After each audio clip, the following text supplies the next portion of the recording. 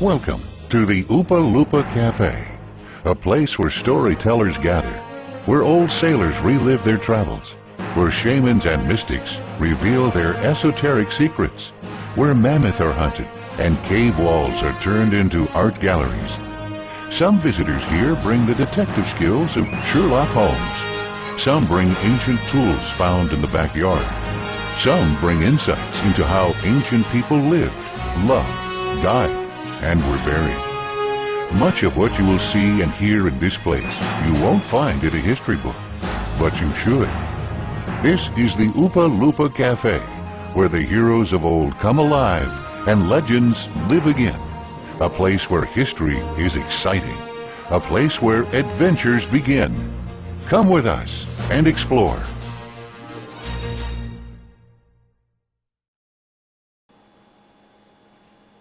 And welcome to the Oopa Loopa Cafe here on Tuesday, January the 15th of 2013 already.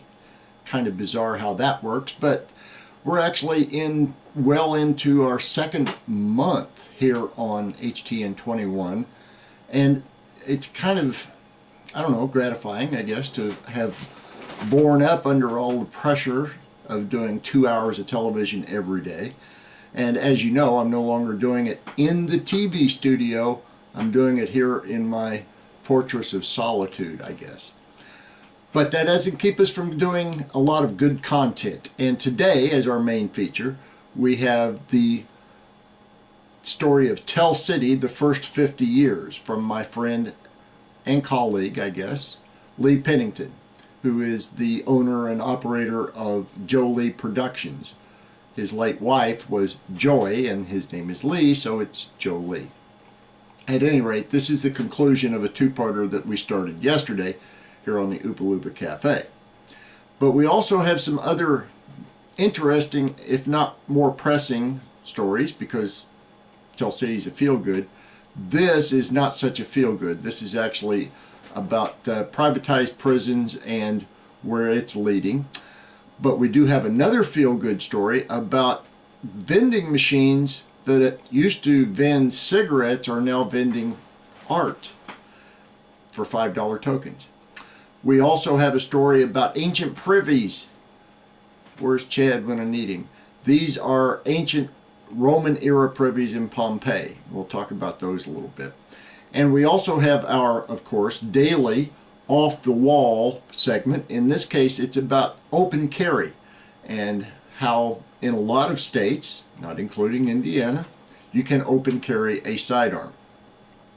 And of course, we have our daily dose of Temerity Magazine.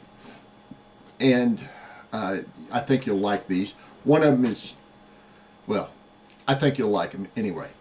But the most possibly disturbing and intriguing thing is this. For maximum payload, an onboard video and camera transmission system for remote operation. We even went a step further by adding a mount for a handgun to see how safe or dangerous an armed drone would be in the hands of a civilian. Dangerous information is not responsible for your actions. Wow, now that thing is intriguing. What a toy, or tool, or downright disturbing, isn't it?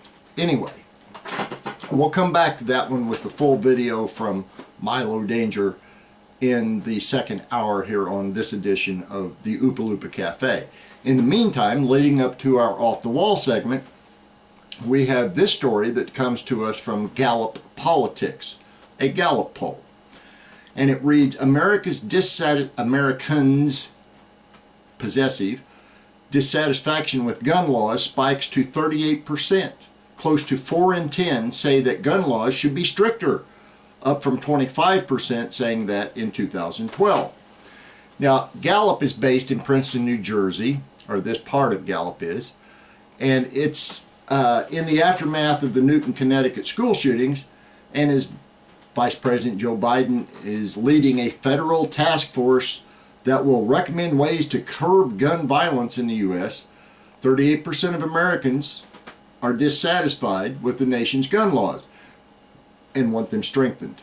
Now this is up, according to Gallup, this is up from 25% who held this set of views a year ago. And it is the highest since 2001. Still, more Americans are either satisfied with current gun laws, 43%, or think they should be loosened, 5%. So, we have this interesting set of statistics that probably means very little when you find out how they asked the question. These findings are based on two questions in Gallup's annual Mood of the Nation survey, which was conducted January 7th to 10th. The first asks the respondents if they are satisfied or dissatisfied with the nation's laws or policies regarding guns. Those saying that they are dissatisfied are asked a follow-up question to determine whether they think the laws should be made more strict or made less strict or kept as they are. As a result, the 38% who are dissatisfied and want stricter gun laws indicates not only a preference for stricter gun laws, but a certain amount of intensity of feeling on that subject. The uptick in support for strengthening gun laws seen on this question is consistent with a December Gallup poll conducted after the Newton shootings that found a similar shift over the past year, using a question that does not measure intensity of opinion. That question, Gallup's long-term trend measure of gun law preferences, found that 58%, nearly two-thirds, of all Americans saying gun laws should be stricter, up sharply from 43% in 2011. Oh, hold on a second. 58% say it should be stricter, and yet 38% say it should be stricter. What's wrong with this picture, Mr. Gallup? Sorry. I'll just let y'all chew on that one for a moment while we discuss another gun-related story. This one you can find on cnsnews.com. And it is dated January the 11th. Headline, DOJ, or Department of Justice, the inspectors general employ 3,501 workers who can carry guns or make arrests. Okay, nice. I mean, certainly they need somebody to do that, but yet we have the U.S. Marshals, the FBI. Anyway, we have a number of agencies who are empowered to both carry firearms and to make arrests, and yet the inspectors general, which I thought were all basically accountants, have 3,501 armed personnel. That's okay, I guess, until you start reading who some of the inspectors general are who are carrying guns. For instance, the Department of Treasury is the fourth highest with 302, while the Social Security Administration is fifth with 272, and Housing and Urban Development with 228. Health and Human Services is second with 389. And the Department of Defense falls just below them at 345 armed inspectors general. But then you get down into the weeds of it and you have to wonder just what is up with this. Because, for instance, the Department of Homeland Security, wait, aren't they the overseers, has only 157. Coming in close behind them is the Department of Education with 85 armed inspectors general.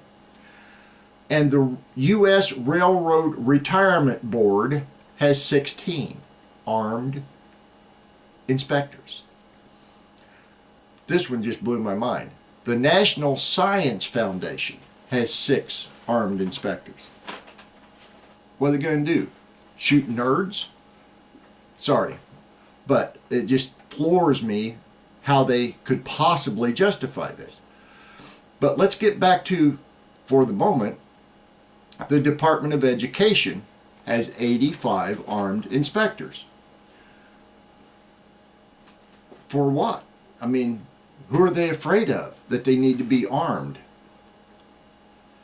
I guess they're afraid of, oh wait, that's it, armed insurgents taking over the Department of Education. Yes, I guess. Worse, they're not just armed with sidearms. If they have this designation, they are eligible to use long guns. That could be shotguns. It could be M4 carbines. Probably not, but it could be. M4 carbines are fully automatic, incidentally.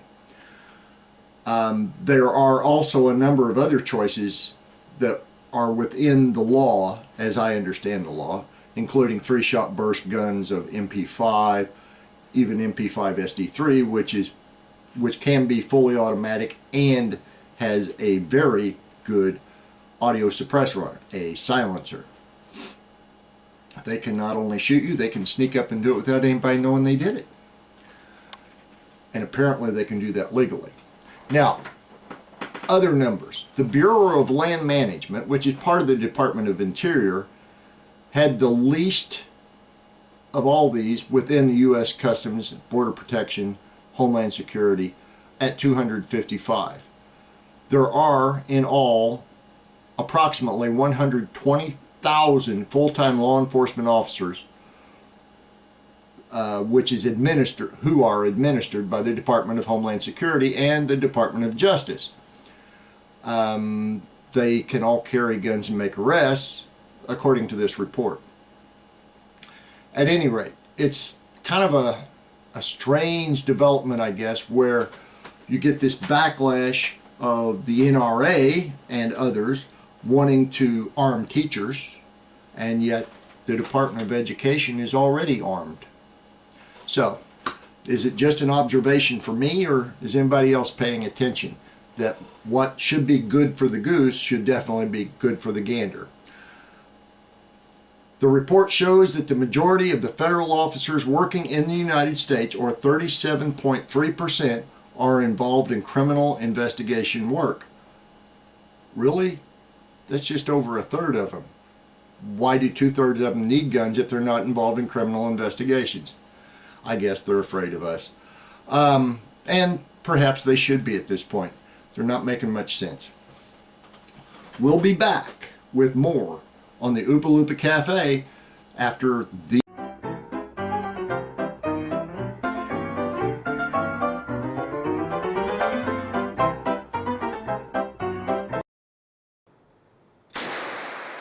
Craig Rutherford spent years carrying a gun in the Balkans and in Iraq as a defense contractor. So when he came home to Virginia, he didn't see a reason to put it down. Being a former deputy sheriff, I felt that it was necessary to obtain a concealed handgun permit to protect myself. But Craig doesn't want to just conceal his gun. He wants to carry it out in the open. To me, it's the constitutional way to carry a firearm. And I think that if you don't exercise your rights, eventually you will lose them. His wife Jadranka won't leave the house without her Magnum 357. Pistol is ready. Tucked into this special handbag for packing heat. In Croatia, I was not thinking about take pistol with me. No, even during the war. You know, it is not lifestyle there like here. When I came here and I said, oh, I said it is like Wild West, you know, when, like I was watching on TV guns, and now I'm walking with the gun on my hip. There are 258 million guns in the hands of American civilians. Okay. And Rutherford estimates he spent more than $25,000 on his. It's never complete. I mean, how many pairs of shoes do you have? I mean, I see guns that I like to get every day. Each one brings back memories. This was my grandfather's shotgun. And we used to go hunting together when I was a little boy. Rutherford carries his gun everywhere he legally can, and even encourages his daughters and nephew to as well. And it isn't just Rutherford. The Virginia Citizens Defense League counts 2,500 members. They organize events like this one at parks, restaurants, and other public places where they openly carry loaded weapons in an effort to normalize it.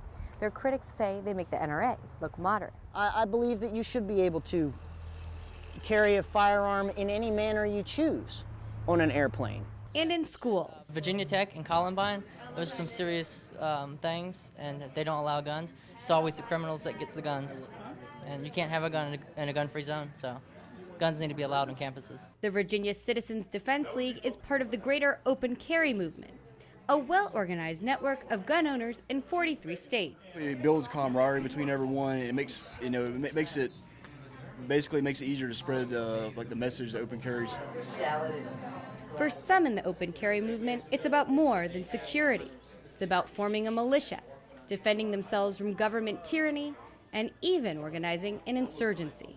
Kaylin Ford, RT, Carrollton, Virginia.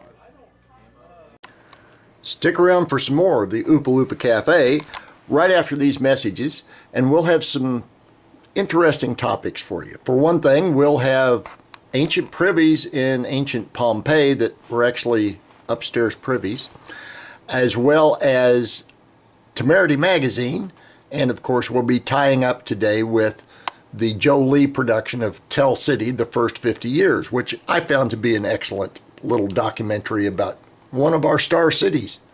So that's a Oopa Loopa Cafe. This is pretty much wrapping up segment 1 here on the 15th of January 2013. I hope you'll stick around for the rest of the show, and thank you for spending part of your lunchtime with us. The Oopa Loopa Cafe. Check us out on Facebook.